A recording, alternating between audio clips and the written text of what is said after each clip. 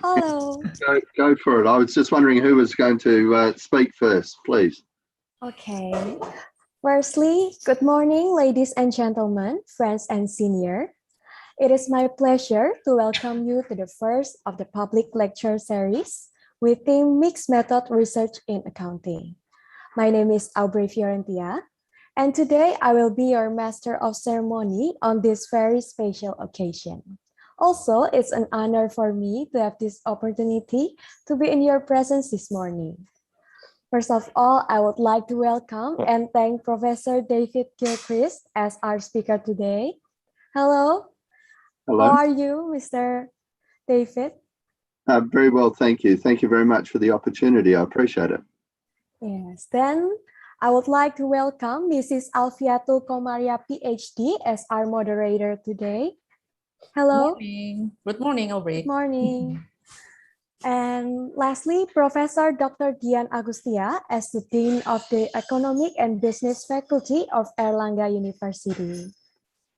And all of the audience today. Before we get into the main event, I'm going to give a brief explanation about our rundown today.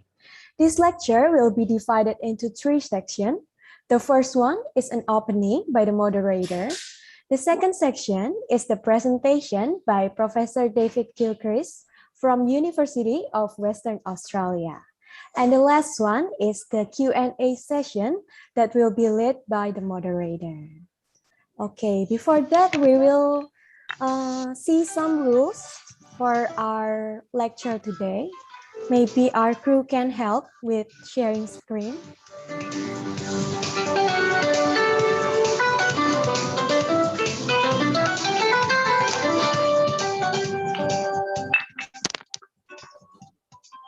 Next slide, please. Assalamualaikum. Halo. Iya, Om. Halo. Yeah. Halo, Om. Hello. Okay. So, Mr. David has researched in the area of nonprofit sustainability, economics, and governance, and has written over 100 industry reports and papers focusing on key issues and related to the sector. On 2021, he works on the Australian Nonprofit Accounting Standard Research Project, then the economic contribution and sustainability of the Queensland not-for-profit human service sector.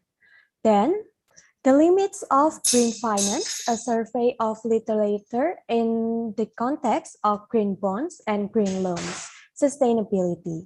On 2020, he worked on independent review of emergency economic stimulus measure, global financial crisis, and COVID-19 of the Australian Journal of Public Administration. Okay. To the participant, please mind to the attendance form on the chat that already given by our crew. Then next, we will hear a speech that will be delivered by Mrs. Alfiyatul Qomariyah as the coordinator of Accounting Department. Would you please join me in welcoming Mrs. Alfiyatul Qomariyah? Okay, thank you very much, Aubrey. Good morning, everyone. Good morning, Professor David. Morning. Morning. I'm very happy to see you here and thank you because you are willing to coming back to our series. And this is a very happy event that will be very useful for us too.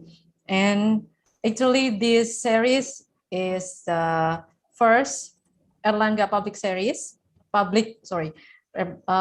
lecture series that held from Airlangga Global Engagement, which organized by Department of Accountancy, Faculty of Economic and Business, Universitas Airlangga.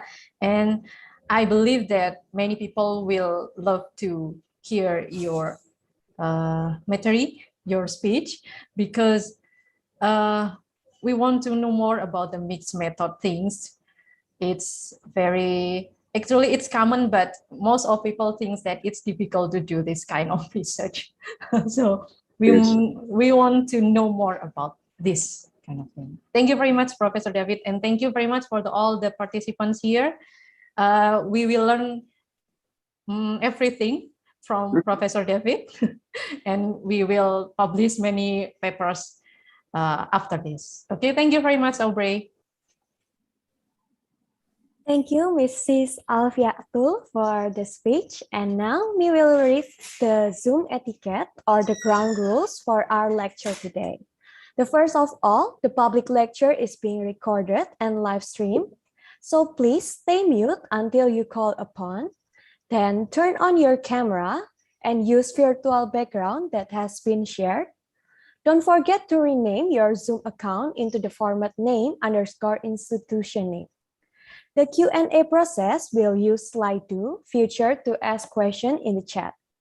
So visit that website that has been sent by our crew and enter code number PLS001 or visit the other website. Enjoy the public lecture. Okay, now ladies and gentlemen, we will get into the main event of the first lecture series that will be led by our moderator. So please welcome Mrs. Alfiyatul Qomariyah. Thank you very much, Aubrey, and good morning again, all the participants and also Professor David. So I think we just go to the Professor David directly to just share with us about the mixed method research in accounting, the opportunities and challenges. Of course, we will learn many things in this session, and we hope that we can publish many papers after this. Thank you very much. Professor David, time is yours. Thank you very much. And I'll share my screen firstly so that hopefully everyone can see that okay. Yep, okay. That's brilliant. All right. Yes. So that's wonderful. Thank you so much for the opportunity to be here again. I enjoyed our last presentation and the opportunity to speak with some of your colleagues at the end of the last presentation, but also subsequently. So I guess I wanted to say a couple of general things first and foremost. I'm again appreciative of being able to present. It's great that we've got this technology to be able to do this in what are very difficult times, I know, across the world. But also I wanted to say I'm very happy to collaborate and to chat further after today if there are things that people would like to discuss with regard to research, and particularly in the context of mixed research or mixed methods research. I think there's great opportunity for collaboration, and that's one of the central messages I want to send today. I'd also like to say that this presentation is really, I guess, touching on what I think are the key points, and of course there's much more and deeper opportunity to talk more specifically about how this research methodology is applied, and also to look at examples of where it's applied. But I think it's a very timely presentation because qualitative research in accounting and finance particularly is starting to be on the rise. In other words, it's starting to become more effective and more acceptable, if you like, in the academy. So I want to speak to that. But I do want to warn that I'm very happy to take questions afterwards. So I'll speak for about 40 minutes and then we can have as many questions as you like. I've got nothing on after this, so I can keep going as long as you want to keep going.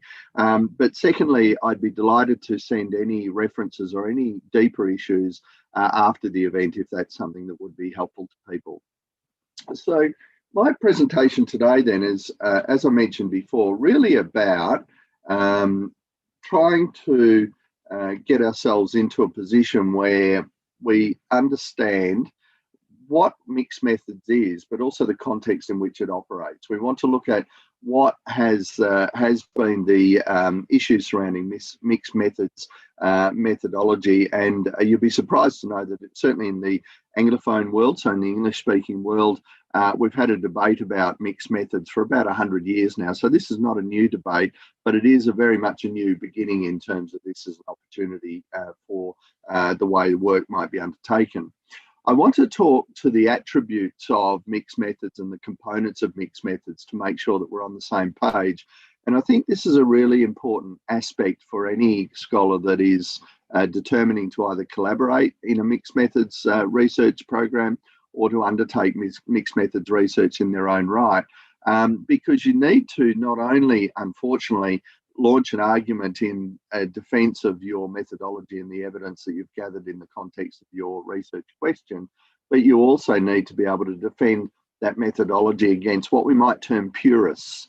And those purists are either quantitative researchers, which in our world of accounting and finance are very often the predominant researchers in accounting business schools, certainly in the Anglophone world, in the English-speaking world, but also qualitative theorists can be purist as well. In other words, they only accept their type of research and don't have truck with or consider other types of research. And so I think having an appreciation of those attributes is a really important aspect of being comfortable in that environment. I'll have a discussion about mixed methods research itself and how that actually works, what kinds of issues might be relevant there. And at the end of the day, making some suggestions about how you might approach mixed methods in the context, particularly of collaboration. I'll have a chat with regard to some key research topics that I think are really quite open now and quite important in terms of the context of mixed methods approaches. And I think those topics will probably speak for themselves in the context of that part of the discussion. But again, really open to talking about collaboration and how we might work differently, particularly, I think, from a cultural perspective, and the differences in culture between our countries is also conducive to using a mixed method approach to some of the key accounting problems that have been dealt with in a quantitative perspective historically. And then I've got some concluding remarks that I'd like to, I guess, share with people. As I say, really delighted to have any questions or comments. Please either send them through the chat or as you've been instructed by Aubrey. But also, if you are happy to raise your hand as we go, and there are questions that might be really specific to what I'm talking about at that point, please feel free. And Aubrey, if I can rely on you, please, just to let me know if someone raises their hand, that'd be fantastic. Okay. Thank you. All right, let's get into it then. So in terms of context, I think there's a few things that we really need to think about. One of those contexts I think is really impactful and which is slowly being broken down is that relates to the paradigm within which academics are comfortable in operating and undertaking their research.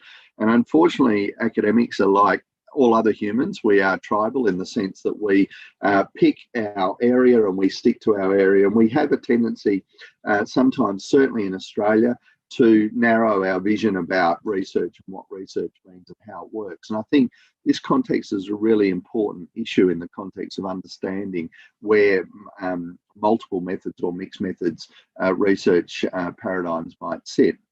First and foremost, as I said before, there has been a century of dispute between qualitative and quantitative research, not just in the context of accounting and finance, not even just in the context of economics, but more broadly across sociology and science. And I think it's fair to say that up to almost this point in time, so up until the very recent past, the quantitative scientific methodology has really been the winner of this particular dispute.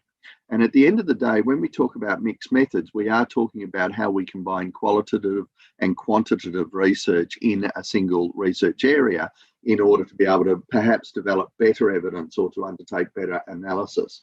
And so this century of dispute, I think, is a really important contextual issue because it has not only been carried on for some time, not only is quantitative research paramount in our world, but also because there is a very, very long history and, if you like, investment of scholars in this long history from a quantitative perspective. And that impacts our ability to be able to publish mixed methods research outcomes. And of course, all academics are keen to publish their outcomes, but it also impacts the ability to be collegiate in that area.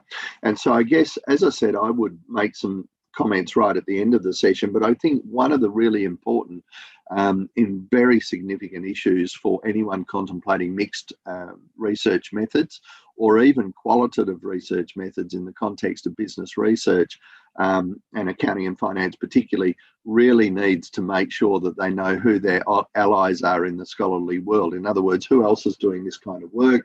Where are they doing it? And particularly, where are they publishing is a really important question to be asking yourself as you go through this process.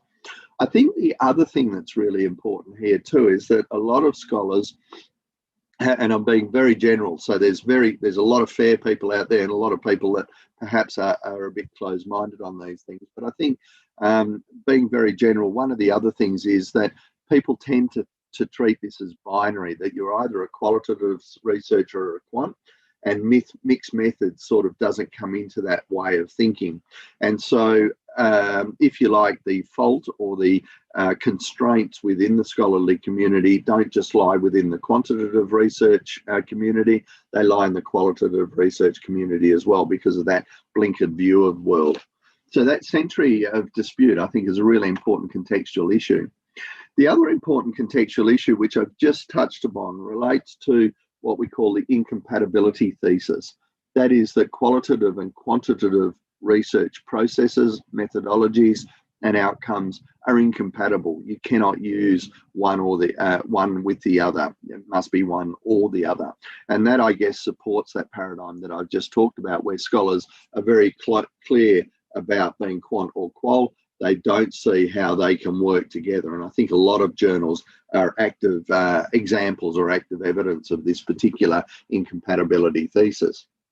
It won't surprise you to know that my thesis going forward in this presentation is one that is antithetical to the incompatibility thesis. In other words, I would suggest that in fact qualitative and quantitative research are highly compatible and highly useful. And I hope to convince you of that as I go through my presentation this morning as well. So those two research cultures are a really impactful and significant issue, but they're in our academic community in the Anglophone world, they're very different communities. And I think that's a structural issue that's really quite exciting when you suggested this, this particular topic, to hear that people are actually interested in this in your part of the world, I think is a fantastic opportunity. So I'm really thrilled about that. The final point on this slide that I wanted to make relates to the idea of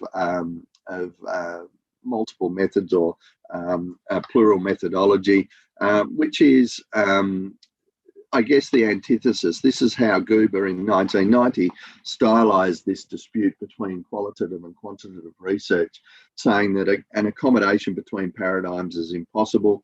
We are led to vastly diverse, disparate, and totally antithetical ends.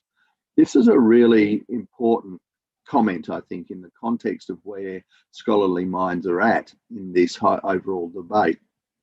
If you read that language, it's very aggressive and very tough language. There's no room for movement in terms of what's being put across.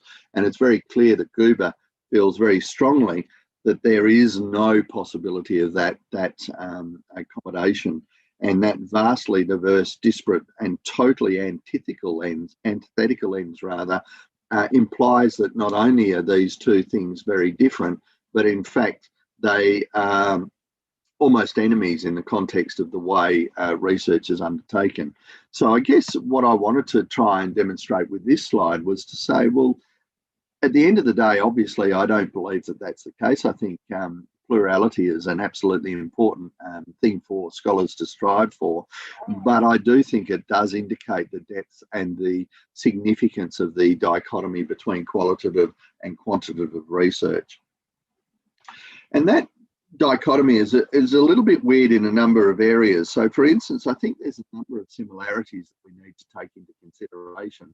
And I don't really want this presentation to be about similarities and differences between qualitative and quantitative research, but I think understanding those similarities and differences helps to build the argument for the use of multiple methodologies rather than simply sticking to a singular methodology. And so in terms of similarities, and often these similarities aren't accepted by either side of the this discussion or this enmity almost between qualitative and quantitative research. But obviously, the methods are designed to address specific research questions. So there's similarity on both quant and qual in that regard.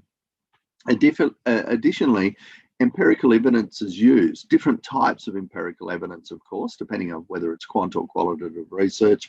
But at the end of the day, we look to, in both methods, to be able to respond to the research question and to illuminate the research question by collecting some form of evidence, whether that's part of a discussion or whether it's from a survey. I think the other element is that in both situations of qualitative and quantitative data collection and data methodology, we're looking to do three things that are exactly the same in both. One is to describe the data and understand what that data is saying. The second is to construct the explanatory argument. So what is it about that data that helps us to understand the research question and the why, not just the what, but the why, but also to allow us then to speculate on the phenomena. So to be able to extend our research by speculation and thereby creating further research topics and creating further opportunity for publication in that context. The key thing that is really quite alarming at this point is, and I think this is another comment that I'd very much like to share with you, is the fact that those people who might see that there's either one or the other, in other words, it's a binary choice, are missing out on the opportunity of being able to describe their data, construct explanatory arguments and speculate more broadly using mixed methods than you can using a singular method, because the singular method doesn't just allow you to look at what the results of your research might be in the context of the research question. It also confines, I think, automatically or by definition, your opportunity for speculating what future questions or future issues might arise. And so therefore, I think there's a really important issue there about us getting our mindset right as being real scientists concerned with, I think, ultimately sociology, but how that might be represented through various aspects of research. But of course, there are differences between these two forms of research as well in terms of quantitative and qualitative research. And I wanted to look at these attributes from my perspective as building strengths to the argument about using plural methods or multiple methods, as opposed to sometimes these attributes, of course, are deployed in support of the argument against combining these methods. So I think there's a philosophical issue there that's really strong, but at the end of the day, these attributes I think are absolutely critical. They're not all of the attributes, and if you would like any of the articles that I've used to come up with this particular presentation, or if there's any readings that I can help with, please let me know. But I did want to just, I guess, give you some key attributes that I think illuminate and describe the differences between qualitative and quantitative research effectively in the context of probably elements that you would recognize yourselves as researchers in this particular area. So the attributes that I've chosen to look at include, as you can see there, the attributes related to observations, the observer, so who the researcher is and what are the attributes of that observer, the inquiry style and how that's undertaken, what the determination is around what is found. How do we, to what extent do we put faith in what we found and what that evidence is telling us, the nature of that evidence, and also the representation, the extent to which or how that evidence is actually described in publications in order to communicate those results to others.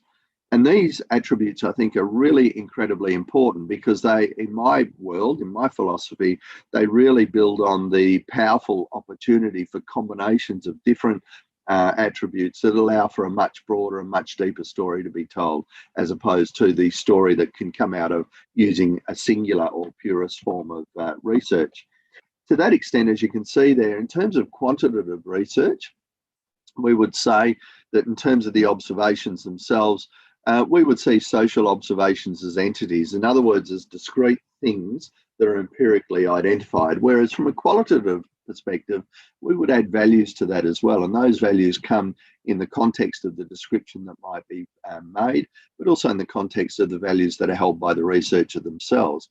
In other words, in terms of the observer or the researcher, from a quant perspective, we would argue that the researcher is separate and a completely different individual to the phenomena that they're exploring.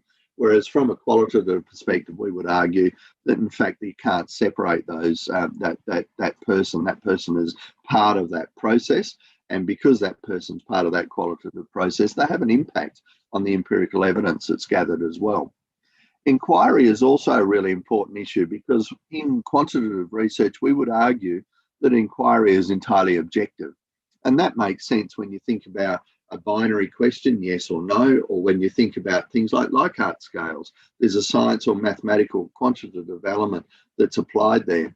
One of the things that I want to leave you with on this slide is the observation, though, that when we think about inquiry in the context of, say, surveys, I'm sure most quantitative researchers would acknowledge that they have binary or Likert style survey questions in their surveys, but they also have open-ended questions where it's possible for those people being surveyed to be able to put in their comments and to be able to apply their answer in the way that they want to. In other words, quantitative research survey methods are often inadvertently mixed methods approaches because there is that opportunity for those open-ended questions and that opportunity for people to articulate their answer in the way that they want. So I think this is a common misunderstanding in the quantitative research world, where qualitative research is already there and there's already a component of mixed methods. So in terms of the determination attribute, I think one thing that certainly is very true, and this comes out of almost 200 years of scientific development and the application of things like the mathematics of physics into finance and so on, where we would say the determination is reliable and valid in the context of quantitative research, whereas in qualitative research, there's a certain pardon me, impossibility to the idea of differentiating cause and effect. Not entirely, but there is obviously a social and a group of impacts on that cause and effect that don't necessarily explain the phenomena.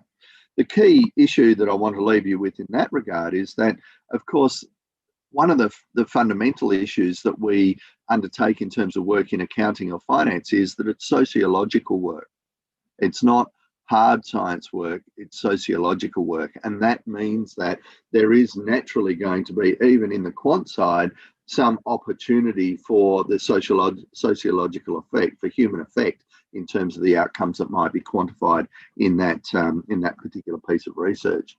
The nature of the evidence in quantitative research, we would say, is empirical. I would argue that it's also empirical in qualitative research, but it can be that there are multiple empirical outcomes or multiple realities or universes that we might be exploring in that qualitative outcome. One of the things that I would say here, and I think I'm hopefully giving you notes to be thinking about as we're going through this presentation, that in terms of those multiple realities abounding, there is opportunity in that process to start to widen your view of what the projection of that empirical data might mean for answers to your research question, but what further research questions might be asked. And I think that is a big strength and a really important strength that I would make a note of at this point, where when we are talking about empirical research, whether it's quantitative or qualitative, we're not only talking about answering a question, but we're talking about trying to break open this problem box to be able to understand what the future question should be. And I think qualitative research gives us much more skills for that. Sorry. And then representation, as you can see there, when we talk about quantitative research, we tend to write articles in a very impersonal passive voice, what might be termed a scientific or dry voice, whereas when we talk qualitative research, and it's not so much the case these days, but I think it certainly has been in previously, is that we often have an empathic voice. In other words, because the researcher is actually part of that research process, there is a certain empathy displayed by the researcher in reporting the results in the context of the research question. Okay, so let's have a look at mixed methods research itself, just to try and make sure we're on the same page in that regard too. So mixed methods research, obviously we use both quant and qualitative research. So effectively we've got two legs to our research opportunities in the context of particularly accounting and finance, but I think more broadly this applies as well in sociology. We can either quantitatively assess outcomes against RQs, research questions, or we can undertake some sociological qualitative process, which of course you are well aware of. I think though there's a couple of things about that that are really important. The first thing is that the goal is not to replace either of those, but to draw on the value of both methods. Now, I think that's probably obvious to most people. I think most people would have seen that and be thinking about that in the context of research. But I do think it bears enunciation. I think it bears statement, because at the end of the day, when we think about it, and I think this is perhaps really important where people such as yourselves are trying to get articles into international Anglophone journals, is understanding the paradigm that those editors are coming from. They come from a binary paradigm where it's either one or the other. What we're trying to do is to develop the paradigm where we're actually not looking to replace one or the other, but actually incorporate and to use the strengths of both of these elements. The second goal, though, is also then to bridge that schism between qualitative and quantitative research. In other words, to be able to not just undertake research and to demonstrate the value, although that is a really important aspect of this particular discussion, because if you can demonstrate the value, then that speaks for itself, but also to be able to understand the difference between purist forms of research and mixed methods forms of research, and what the advantages and opportunities might be in relation to that. So the final point that I would make there then is, and this may not have stood out to people initially, is that mixed methods research is a third research paradigm. It's not just simply taking the two existing paradigms, if you like, and applying them. It is actually a third research paradigm, because we must bring into that research process not just the methods themselves, but that contextual understanding and philosophy that I was talking about before. We need to, if you like, going back to these attributes, be able to mix and match in order to apply, if you like, the best attributes through the methodology to answer that research question as effectively as we can. It's very different from saying, well, we're going to do some quant research here and some qual research there, overall research program. It's a combination of the two. And I hope to talk to that a little bit more as we go through the next couple of slides. But just at this stage of the game, I think it's critical for you to appreciate that mixed methods is that third research paradigm and why that might be. So at the end of the day, as you can see here from Johnson and Onwegabwezi, the class of research where the researcher mixes or combines quantitative and qualitative research techniques, methods, approaches, concepts or language into a single study. In other words, we're bringing everything into that single study, and we're using everything by virtue of the value of the attributes that we've identified in order to get a better outcome than we would have got had we been purist and applied one set of study over the other. This article is well worth reading. Please send me an email and I'll be delighted to send the article to you if you would like to have a look at it. Okay, so in that case, what is the opportunity in mixed methods? I think there is a number of elements that are critical to understand in the context of that third research paradigm. The opportunity exists in mixed methods for a number of reasons, but firstly, I think it legitimizes the use of multiple methods. In other words, being able to articulate that mixed methods is a third research paradigm gives you that scholarly license, if you like, to be able to formally apply things from different research paradigms as you go through your research process. This is really important to have legitimacy in that process and to be writing about that legitimacy as well as writing about the results you're identifying.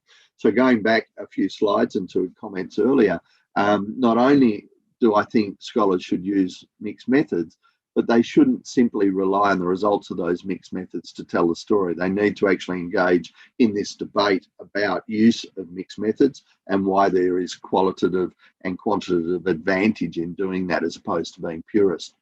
The other thing that I think is really important in that context is that mixed methods does give you license to be much more expansive and creative. And I don't think any scholars would argue that when you look at journals, there is often a very repetitive flavour to the research questions, to the research methodology and the style of journal article that's presented. Now, there's good and bad about that. I'm not saying that's necessarily a bad thing, but nevertheless, it does limit your opportunity to be expansive. That is to increase from a research piece your topics, questions, and expectations, predictions of how things might be working. But it also allows you to be more creative. And I think this is the real key that is lost on quantitative researchers.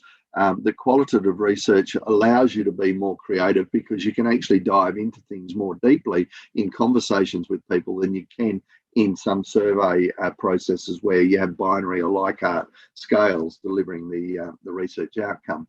So there is real opportunity in mixed methods in accounting. I think there is phenomenal opportunity, and I'll come back to that when I talk about topics in a minute.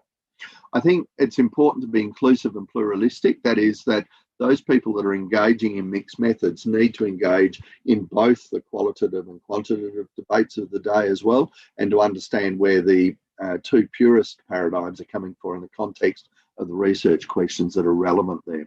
I think this is a really important issue. So I can't emphasize enough how in order for the legitimization of mixed methods to continue to be built, it requires scholars to engage in those purist debates as well. I think they're very complementary, and this goes to philosophy. So I mentioned before, my philosophy is very much that these are complementary processes, and that as scholars we should be taking methods from everywhere that we can in order to apply those methods to best effect to answer our research question, and to be able to then predict and to be able to understand or consider what the future might hold in relation to the things that we're interested in. But also, I think it results in the complementary strengths and non-overlapping weaknesses. In terms of messages from this slide, I think this is probably the most important message.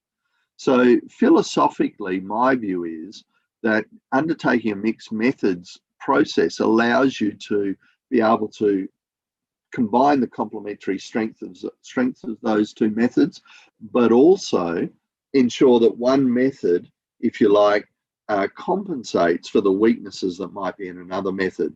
In other words, quant and qual have opportunities to be very powerful because we know in quant there are limitations, we know in qual there are limitations, but importantly, I don't think those limitations overlap. I think they are isolated and therefore can be accounted for in a mixed methods approach. What tends to happen in a purist approach, of course, is that scholars simply explain away or drive away those accepted weaknesses without really tackling those weaknesses. And I think this is a strength of mixed methods research, where we can actually tackle those researchers rather than just simply coming to a point where we all agree that those weaknesses don't matter. So for me, going back to Johnson and Onawugbeze, we use the method that offers the best chance to obtain useful answers. And so we want either one method or the other, or a mixed methodology, which is what we're talking about, of course.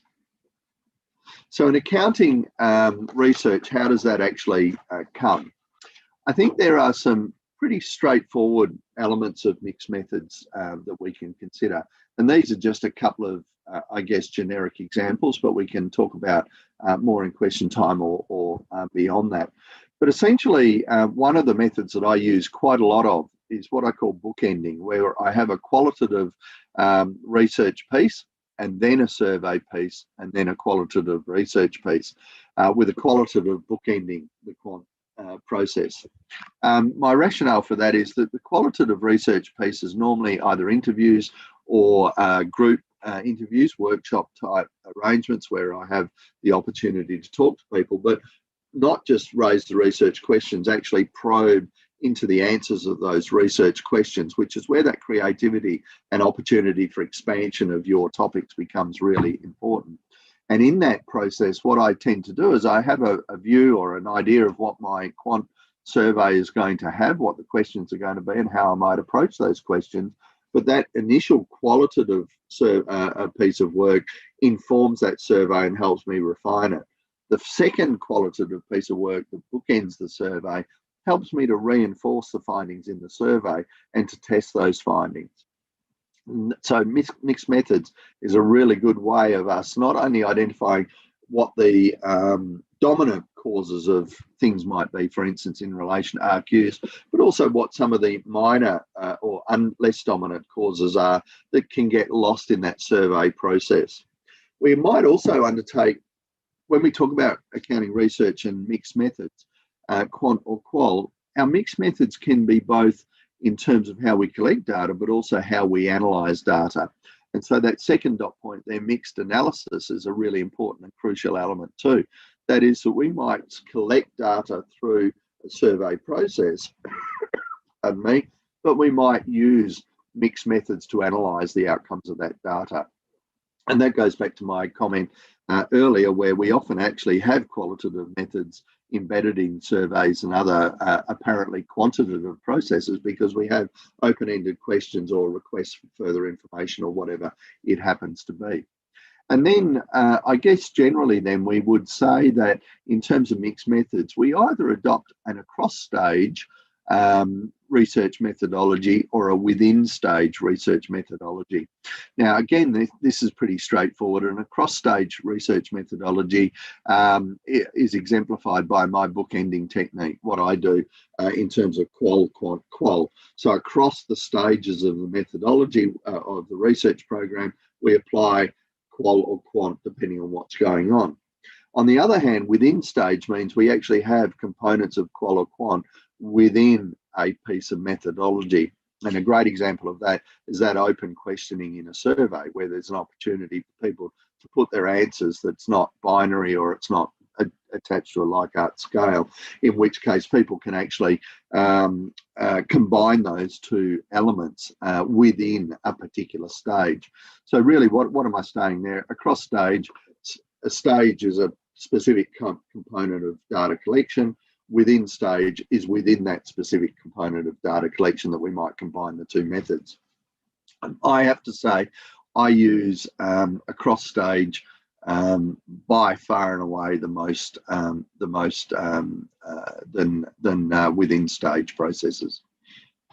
Okay, so we've got just a couple more minutes, I think. So in terms of research topics, where do we extend this to? I mentioned before that I felt really strongly that there is great opportunity for mixed methods research in accounting, and that's because of all of that 100-year-long battle between the two purist forms and the way the scholarly processes are at the moment, but also because I think we're gradually coming to appreciate the sociological nature of accounting and finance research, the human nature of accounting and finance and research and decision making.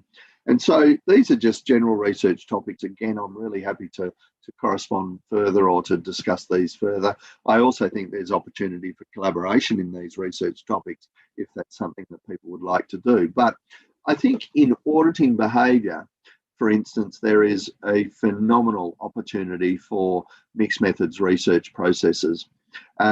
Auditors, responsible parties, so the people that actually create the documents that are being audited, and the users are really important fields here. And I think mixed methods does a few things, but for instance, in relation to users, we often in accounting research assume those users away. In other words, we assume who who the users are, and their shareholders, their employees, their creditors, all of those people that we have assumptions about who the users are. It's very rare that we actually undertake research that identifies those users or the attributes of those users more fully, and much less ask those users in relation to the decision usefulness, for instance, of accounting information. So I think auditing behaviour is a really important area. I think decision usefulness is an important area. So in the context of financial reporting, as we all know, the purpose of financial reports is to support decision making. How decision useful are those financial reports? And particularly from a user's perspective, how much utility is in those reports? user education and financial literacy growth, I think, is a really, really important one. If I did this slide again, I'd probably highlight this one as being a critical one, because one of the research outcomes that we're identifying in our research related to not-for-profit accounting standards, so charities and not-for-profit organisations, is that we don't know who the users are. When we identify the users, they're simply not financially literate enough to be able to make decisions using financial reports. It's as simple as that. So there is an issue around the utility in accounting standards, but perhaps more of an issue and more of a significant and immediate issue in terms of user education and financial literacy growth, being able to not just be able to pay bills and understand finances from a personal perspective, but understanding accounting and how accounting standards, for instance, affect financial reports. I think there's a lot there, and mixed methods, I think, is a great way to approach the issue of user education. So perhaps a project might be quantitative, a survey to try and assess user capacity and decision usefulness, or using accounting reports, and then a qualitative piece looking at what those deficiencies are and how they might be rectified, what kinds of things might be put in place to teach people more effective ways of being able to respond to those reports. And then board decision making, I think, is a really important issue. It opens up very many subtopic areas like valuation and accounting estimates and so on. But it also builds on a lot of quant work that's been done, as we know, over the years, looking at things like earnings management. We quantitatively have identified earnings management exists. We have posited why that earnings management exists, but I think there's a lot more qualitative work to be undertaken in order to be able to both identify that, be able to pre-identify or to recognise that that might be going on, and then how do we avoid that earnings management? What are the behavioural prompts to be able to do that? So, in terms of concluding remarks, because I know we've only got a few minutes and I did want to get some questions in, I think there's a few things. First and foremost, rather than fighting about which purest form of research is appropriate, let's let the market for ideas work. In other words, let's let the papers work to speak for themselves and the process demonstrate for itself how well it's doing.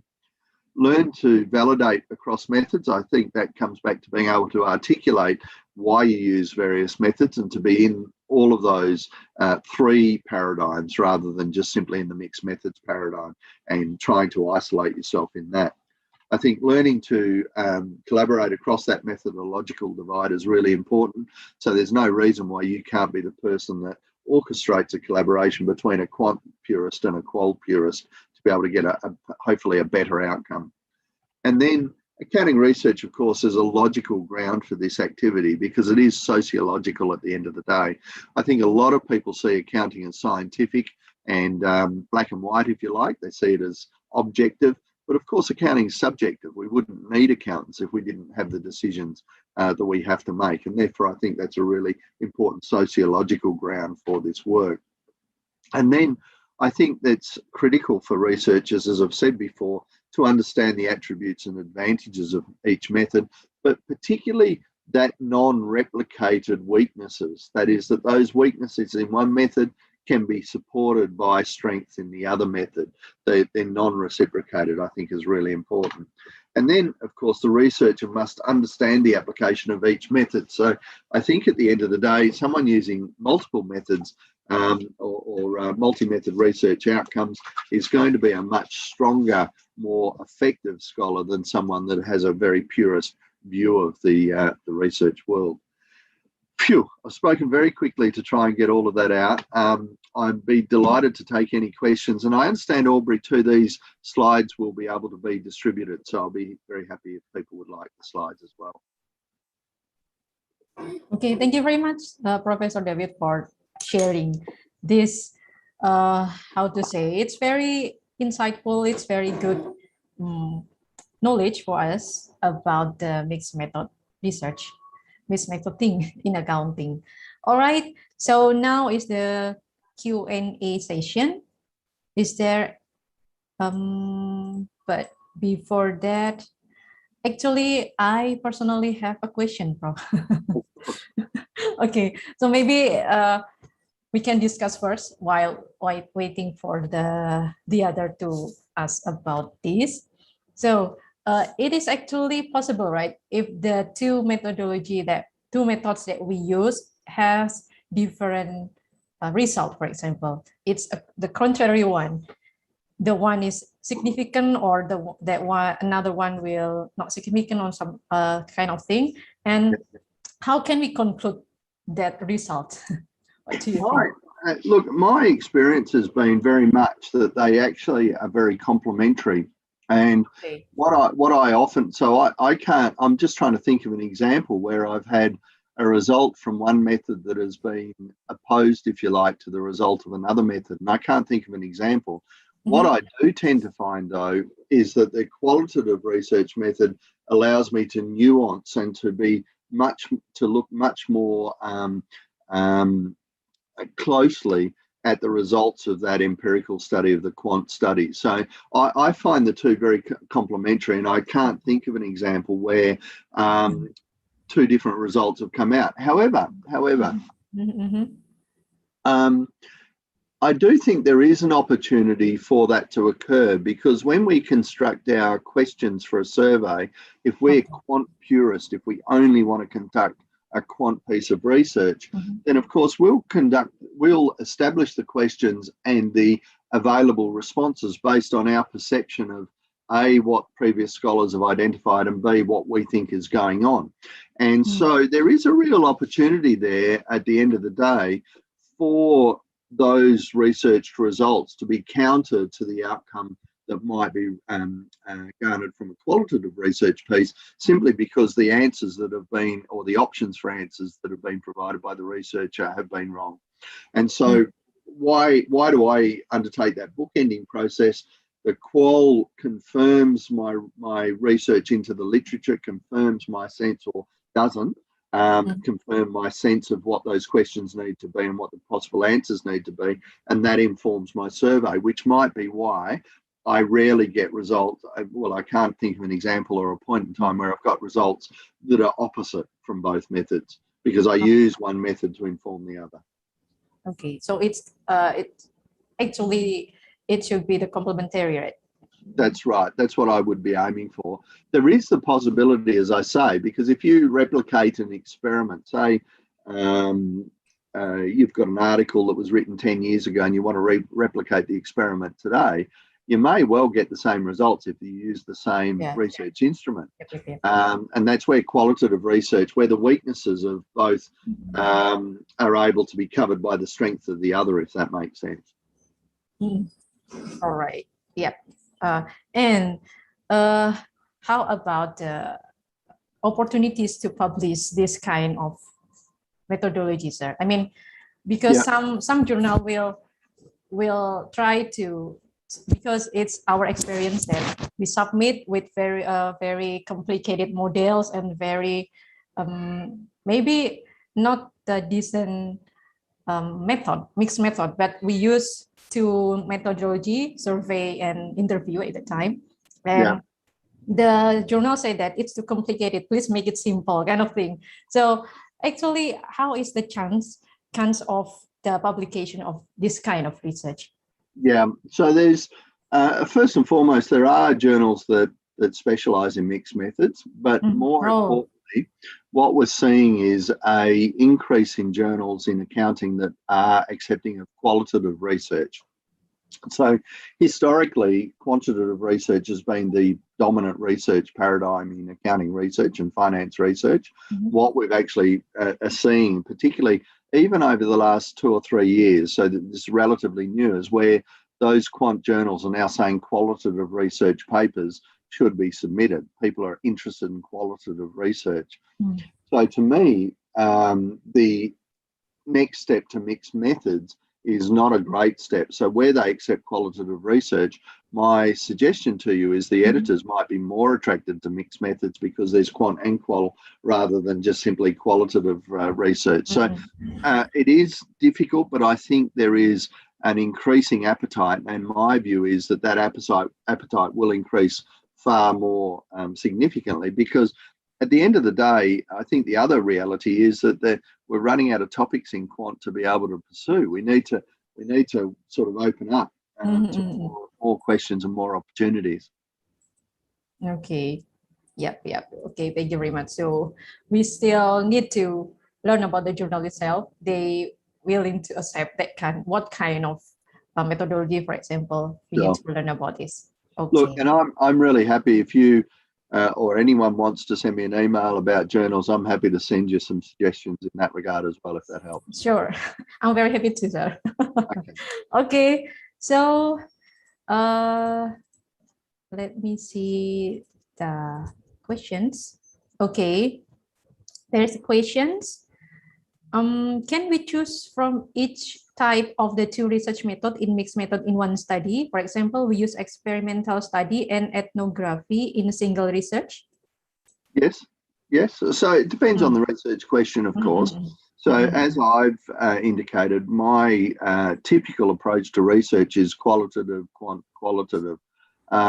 Different people might have different views depending on the research question and the nature of the evidence that you're looking to gather. But I think this is where the opportunity for creativity becomes really important, and where scholars are often, if you like, I hope this doesn't sound too bad, but almost unthinkingly just following a methodology because that's the methodology they did in their PhD and they've continued to apply that methodology.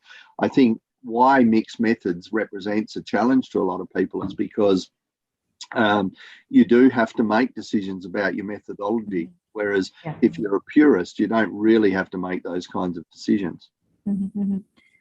Okay. Yes, sir. So we still need to concern about the research questions, right? Yes. What the objective of our research, and then we can follow. We can use which method that is suitable for that, and it can be both quantitative and qualitative method. I agree. Yeah. Okay. Is this any more question? Okay. Another question is, how do we assure the research rigor while the combined method may promote different paradigm? Say that again, I'm sorry. How do we assure the research rigor while the combined methods may promote different paradigm? Yeah, I think it's the nice thing about mixed methods is it's self-assuring. So again, I use my methodology of bookending. I'm actually assuring the research in both quant and qual terms. So my initial piece of research is qualitative. I then conduct a survey built on that research, and I either confirm or I dispute the findings of that qualitative research. I then go back to qualitative to reinforce or to recharge, and I might actually issue another survey after that if things are inconclusive. So I actually think they're self-assuring. I think that's a good thing about it. What we often see in purist research, and it doesn't matter if it's qual or quant, is that and in economics generally this happens all the time. I mean, the classic economics, ceteris paribus, you know, the all things being equal, then we change one variable and this happens. The predictive value of those things is very, very low because, of course, the trouble with economies is that not one thing changes and everything else stays the same. Everything's changing all the time. And so I think there's assurance in mixed methods that doesn't accrue to quant and qual purist methods. Okay. Yeah. Yes. All right. Let me. Okay. There is another questions. Okay. What are the main key features of mixed method research, and which method is better, parallel or sequential? The main key features of mixed method research, and which method is better, parallel or sequential? Okay, so in terms of the key elements, I'd go back to my slide on the attributes of those methods to see the fundamental differences. But the fundamental differences between the two are, in terms of quant, we have a philosophical view that we are undertaking scientific research, whereas in terms of qual, we often have a different philosophical view where we're actually engaged, but also part of that research paradigm. So there's some fundamental differences in those attributes that I think are really important to consider. In terms of sequential, you know, I think in terms of the second part of the question, you've really got to come back to what the RQs are and what you're quite trying to test. And I wouldn't be afraid as a scholar to be using different methods in relation to a particular question to even see what the validity or the difference is in terms of outcomes of those methods. So I'm not really in a position to say one is better than the other, because my philosophy, we apply the method according, and we undertake assurance of that method by mixing the methods, seeing what the result might be in another way or another approach. Okay, but sir, I just wonder that if we want to analyze something, or we want to test the, we want to do the article, first we do with the quantitative, then I think I need to make sure about this result, then I will do the qualitative one. So it's not the mixed method from the beginning. Is it also called mixed method research? I always do mixed methods from the beginning. I think you need to philosophically say, okay, I'm going to approach this using mixed methods. And you might get through the research and not apply the second method. Because the results or the nature of the research or whatever it happens to be. So you can't be flexible. And indeed, I've undertaken my bookend process of qual, quant, qual, and reported on the first qual as an article, and then reported on the whole research as a second article, depending on the audience and the question and all of those kinds of things. So it's very hard to say categorically, but I think the frame of mind is, rather than saying, okay, this is quant or that's qual, the frame of mind is, okay, what are the questions I want to answer? What has previous research said about those questions? And then you don't even think in terms of qual or quant. You think about all the tools you've got arrayed in front of you to be able to answer the question. And that could be a mixed method, or it could be a purist method. Okay. Thank you, sir. That's very clear explanation. Yeah. Okay. Another question is how to deal with subjectivity in content analysis. For example, we use content analysis to measure one of variable, then we regress those variables. Yeah. So I think the bias is, I think the good thing about qualitative research is that we automatically, we know that there's bias. In other words, we accept the existence of that bias and we report on the nature of that bias. Whereas in quant, we often don't recognise that there's actually bias inbuilt into the research instrument that we have, because we're bringing baggage from previous research into things all the time, and our perception of how things work by what we observe is always impacting our thinking there. So the biggest and most important element is being able to articulate in a journal article the nature of that bias and what you've done to try and neutralize that bias. So in other words, I have a belief about a particular thing. I recognize that in my research, and I might undertake some control aspect to be able to neutralize my particular belief.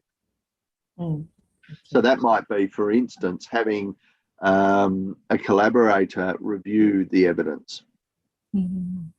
Yes. Reanalyze. Yes, sir. Okay. Still have some more questions, I guess. Also, any suggestion how to address the contradictory result between survey and interview? Yep. Because it used this person used sequential method actually, and they have the she or he has contradictory result between survey and interview. That's interesting. So I would be reconciling the questions that I've been asking in both. And my suggestion is probably the results are more, and I'm being very presumptuous, the results are probably more related to nuances in the qualitative than they are to differences. So in other words, more specificity is available to you in the qualitative research process. So what might you do? You might actually take those results, the various variant results, and reapply those in a quant or qual research situation, probably a qualitative research situation. So in other words, you might take those quant results and then ask a group of people why they might, the answer might have been ticked that way. So there is prejudice in the way your questions are constructed in the survey. Yeah, I think it's similar to my first question about the contradictory result of those methods. Okay. We still have about 10 minutes left. And this is another question, I guess. Oh, this is actually the related to the previous question. Should I state clearly that there is conflicting result between those two or not? Or just explain how can they explain about this? Yeah, look, I think so my experience is I can't think of an example where I've had contradictory results.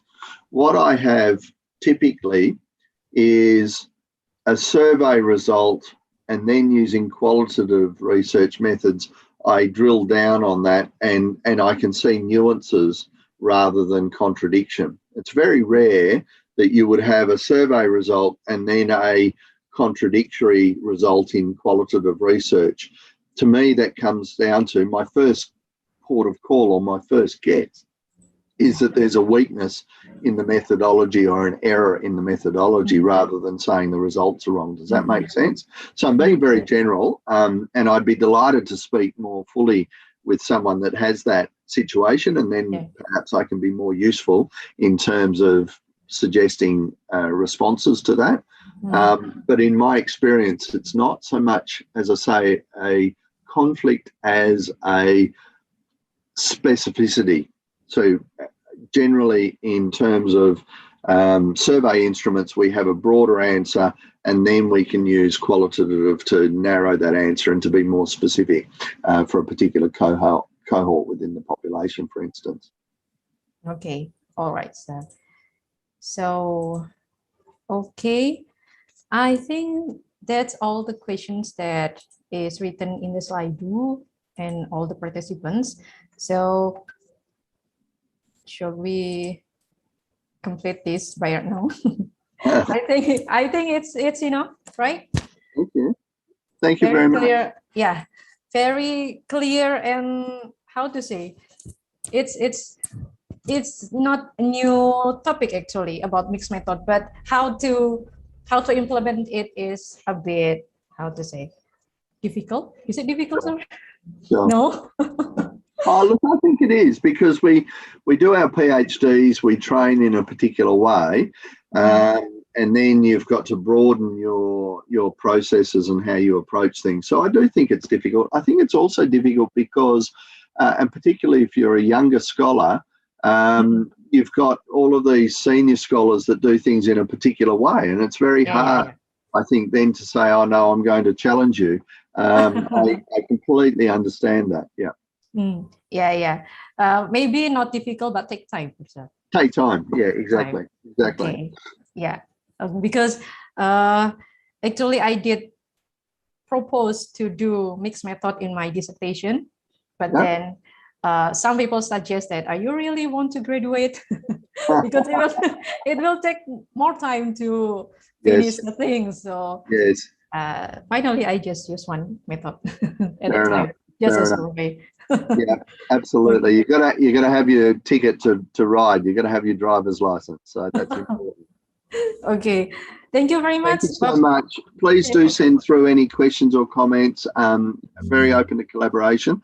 I'll send through the slides, and if they're useful, that's great. And if there's a topic in future that you think would be useful, please let me know. I'd be very happy to contribute. So thank you.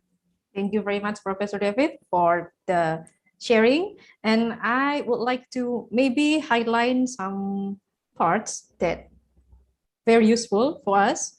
The first one is the goal of the mixed method. It's not to replace, but to draw on the value of both methods. So it's not replace to each other, but they are complementary. right, sir? So we use mixed method to and find the positive, how to say, the good things about each method, and those both method will, how to say, reduce or to the weakness of other method will be replaced by the good things, the strength of the other method. So it's complementary. That's why actually this method, this mixed method is recommended for us to do the research, because we will make sure that our result is very good and our research problem will be answered correctly, kind of thing. Okay, and I think that's all from this session. I would like to give this Zoom to Aubrey as the MC for today's session. Thank you very much, everyone. Wassalamualaikum warahmatullahi wabarakatuh. Aubrey, time is yours. Thank you, Mrs. Alfiyatul Qomariyah, for leading our lecture today. And I would like to say thank you to Professor David Gilchrist for giving an amazing lecture today. It does success to make me more interested in mixed method research in accounting. Right. That's fantastic. Thank you. Yeah, ladies and gentlemen, before we end the first lecture series, it's not going to be complete without taking pictures together. So I would like to ask all of you to turn on your camera. We will wait for a minute. Okay. On the count of 3, the crew may take the picture. Okay, smile. 1, 2, 3. Okay. That's it. Also, I want to kindly remind all of the audience to fill in the feedback page and attendance form that already given by our crew so that we can be better in the next event. Okay, ladies and gentlemen, now we have come to the end of the first lecture series. I would like to apologize for any misspelling and error made. Thank you for your attention. We are dearly hoping to see you again on the next lecture series. Stay healthy and stay safe. Thank you. Thank you. See you. Thank you very much, sir. Take care. Bye. Thank you so much. Bye-bye. Thank you. Terima kasih, Bapak Ibu. Thank you very much.